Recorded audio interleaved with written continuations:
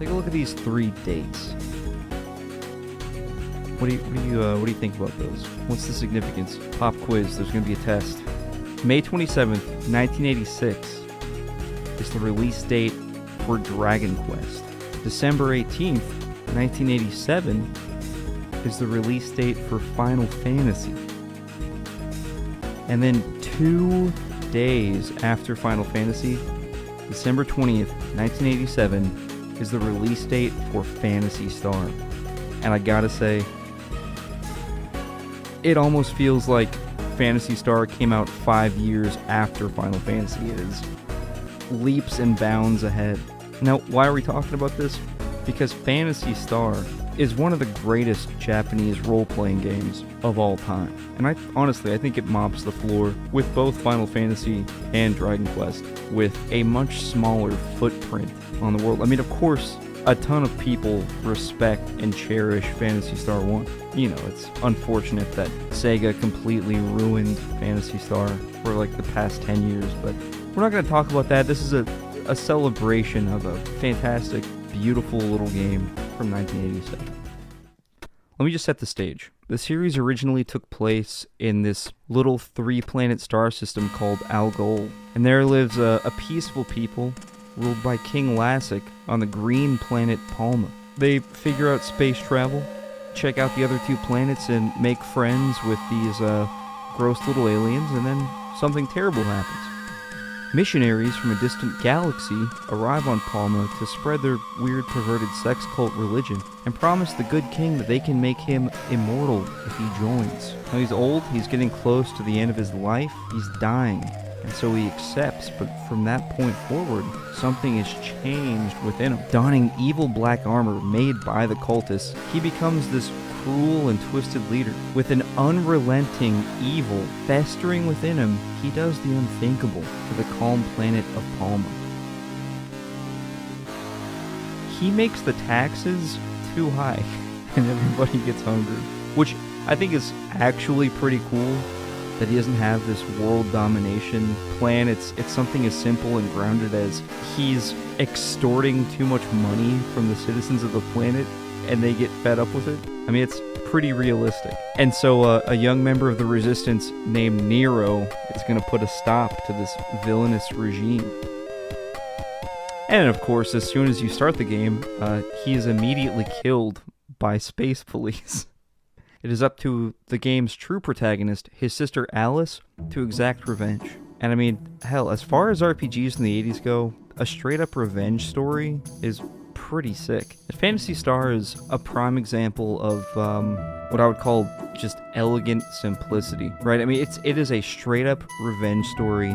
You get everything you need to know for the setup in 30 seconds, and then it just dumps you into this world scared and alone, with the only clue being to go find a warrior named Odin to help you fight and get your revenge.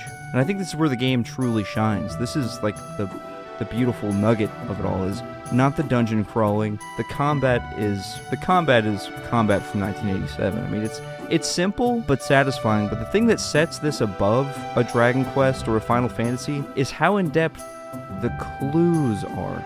Phantasy Star is honestly, it is a masterwork of telling you what to do. I mean, of course, this is not new. I mean, it's such a standard feature of any good RPG, just having some sort of mission or a directive. You know, I heard there's a crystal in the cave to the west, you know, just some kind of goal like that. I'm just saying that Phantasy Star did it the best. Alice has to go out and hit the bricks, actually finding clues, and you, the player, must piece them together yourself. In the back of the manual, it urges you to write down any clues you find, and it's this process of talking to townspeople, writing down important or interesting information, and then looking over notes and connecting the threads myself. It's one of the most satisfying experiences I've ever had with the medium of video games. A lot of the characters in the game have clues, but it's only the fragment of a clue, and then it's not until you've written them all down that you have a very clear directive. But it's having the fragments together yourself, using context, the way that the game actually lets you just figure it out on your own is such a treat. It's like you're putting together your own jigsaw puzzle made up of these little clues. And I don't know, to explain what I'm talking about, let's just go through like the steps of the very first quest of getting Odin into your party, because this is crazy. So you find out one of these NPCs in the first town is a friend of Nero, and you find out from him that Odin lives in a nearby town of Sion. So right off the bat, you just have this little grain of a clue that there is a nearby town called Sion. You don't get a direction, you just know that it's nearby where you are. And then he gives you this pot made of Laconia. It's some mysterious substance, which try to remember that name because that's important. Somebody else tells you that Sion is the port town to the east. So there you go, a little 2-piece puzzle that you have to fit together yourself. And that's only like the tip of the iceberg, that's nothing. But that's, sort of what I'm talking about. It's like one of the puzzle pieces is broken in half, and you just put them together right there. But that's only a piece of a piece of a piece. You also learn that to the west, there's a spaceport, and from someone else, you learn that the spaceport can take you to a city called Paseo on the desert planet, but you can't go without a road pass. You find out that to the south lies the cave of Medusa, whose gaze will turn anyone to stone. Odin has gone to slay Medusa, accompanied by a talking beast with a vial around its neck. This guy says he found a talking beast and sold him to a merchant from Paseo on the desert planet. Holy fuck, I mean, there's a lot going on, but as soon as you really check out your notes, it's all straightforward. You just have to put it together yourself. That's the genius behind it. The game tricks you into thinking that you're clever and figuring this stuff out by throwing everything at you in such small increments that unless you organize it all yourself, it's nonsense. But if you do pay attention, then you're left with crystal clear instructions that are made fun to follow because it was fun to put them together. This means that the game is never obtuse the way you would expect a game from 1987 to be, but it also doesn't hold your hand either. It's still on your shoulders to figure this stuff out. It's accessible for you to do so without having to resort to looking up a walkthrough or something. It feels so modern. That's the crazy part. All you need is a pen and some paper. Anyway, Odin went down south to this cave. You know that Medusa is there. You can go and explore it, and you might stumble across an Odin that's been turned to stone. Another clue tells you that a substance in a vial that could be the vial that's on Odin's animal friend's neck is something called alsalin, which can restore petrification. So clearly it's, the next step is to go and save the animal companion. So now we know that we need a road pass to get to the spaceport, to get to Paseo on Motavia, to find the cat, to get the alsalin, to take it back to Palma, to Medusa's cave, to restore Odin, or planet on this spaceship. Watch this scene and tell me this isn't the coolest shit you ever saw.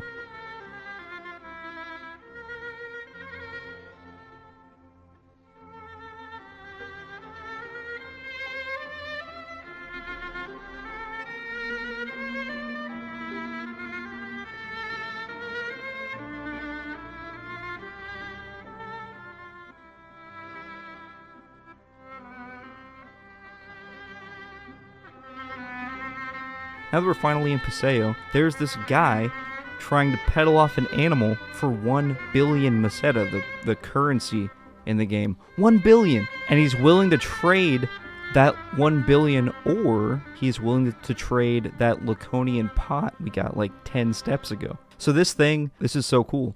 So this pot, because it's made of Laconia, is worth like 1 billion meseta. I mean, that's pretty good, right? Because see, the ultimate gear in the game is also made of Laconia, and so this establishes to you, the player, just how much that stuff's worth. I mean, for frame of reference, the most expensive item you can buy right now is a suit of armor made of diamond, which is only 15,000 meseta. I don't know, this is cool, organic world building that's actually relevant to the gameplay. So anything made out of Laconia is just crazy valuable. So you trade the pot for the animal, and now we have Meow, which is like this little cat that talks and has a vial of that medicine around its neck. He says Odin was turned to stone by Medusa, and this vial is the only thing that can save him. Hell yeah, let's do it. Kind of a funny aside here. Looking at Meow makes me think, Most of the creatures in Phantasy Star, I don't know, this game really wears its inspirations on its sleeve in a fun way. I mean, the police, they're stormtroopers. There are Jawas in the desert. You can buy lightsabers, and there are laser guns and sandworms and these monsters all outside the desert are in these like giant sand pits. I mean, come on. And I will say, I'm pretty sure everybody on the team just really liked Studio Ghibli's Nausicaa in the Valley of the Wind, right? It's got a girl, handy with a ceramic blade, who has a pet fantasy cat. What was I talking about? Oh yeah, Odin. So you go into the dungeon. Oh yeah, this game's a first-person dungeon crawler, by the way. And damn, for the time, it looks amazing. I mean, it speaks for itself. I love that the first real dungeon you go into is Medusa's cave. Knowing full well that a guy who's supposed to help you save the star system, Odin, got turned to stone by her in this cave, and that she could be just around the corner makes the whole aspect of exploring it pretty intense. You can only see a few steps in front of you before the darkness consumes your little light. Who knows when a shadow is going to reveal fucking Medusa? I mean, she could be just around the next corner. And then right along with taking notes on a piece of paper, one of the most satisfying things, making your own map on graph paper. I still have my original maps I made, and holy shit, once you finally finish a dungeon, nothing feels better than just leaning back and admiring your stupid, shitty map that you scrawled. You started in the wrong spot, so it's like starting to go off the page a little bit, or you slip up after a battle and you lose your place, and then you just like start marking the same corner backwards, and then your path sort of like loops around and you run into a wall in the map that you're drawing, which is impossible. That can't possibly be right. You realize, oh no, I fucked up. I pretty much have to start all over.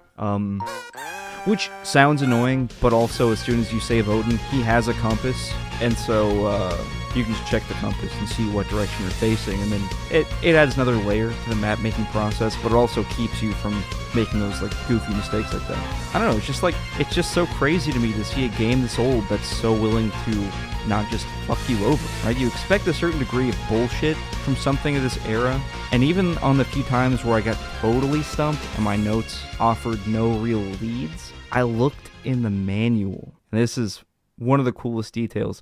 I looked in the manual, and there's a map of every planet. And look at this. There are clouds over secret stuff that they want you to discover yourself. The clouds are holding mysteries for you to go and investigate. I mean, damn, that is so much better than just giving you a strategy guide and just saying, here, now you've got no excuse, just beat the game.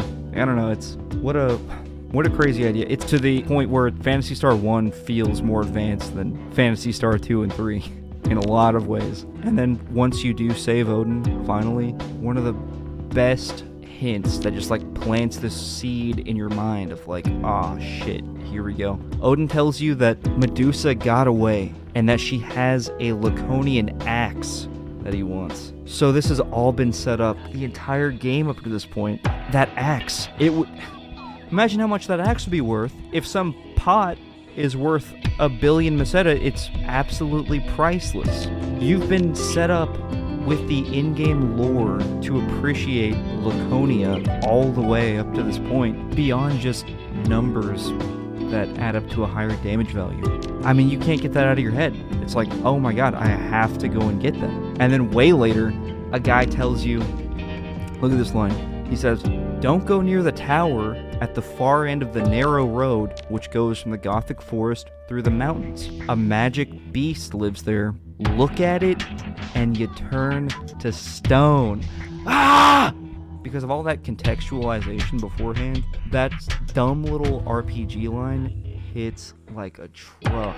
It's all like that. That's the game. It makes you want to talk to every character, which often I can't stand doing because it's usually worthless like flavor text. But this one, it's like, it's not for the sake of lore or being immersed. Those things are going to come. I mean, you can't avoid that.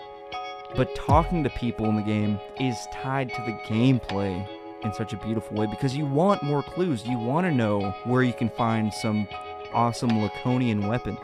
You crave the the potential to possibly find that last piece of a puzzle, that last little hint that makes another hint make sense. You know, it's that one extra note you write down, and then you have this eureka moment. The whole game is like that. It is a fucking masterpiece.